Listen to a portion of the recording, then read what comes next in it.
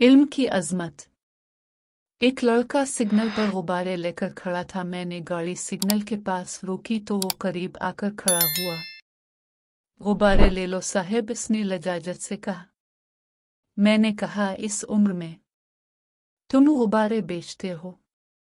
میرے لہجے میں ناگواری تھی۔ اس لڑکے نے جواب دیا، میں صبح اسکول جاتا ہوں، شام کو غبارے بیچتا ہوں اور رات کو غبارے ٹھلتا ہوں صاحب، بچے نے کہا۔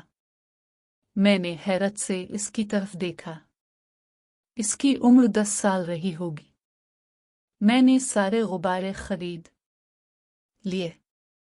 میری نظروں میں اس کا مقام بلند ہو گیا۔ اس عمر میں وہ علم کے لیے اپنی سانسیں بیچ رہا تھا۔ میری نظر میں وہ عظیم تھا۔ اس کہانی سے ہمیں یہ سیکھ ملتی ہے کہ ہمیں ہر حال میں علم سیکھنی چاہیے، کیونکہ علم ایک عظیم دولت ہے۔ دنیا میں اس سے بڑھ کر کوئی چیز نہیں ہوتی ہے۔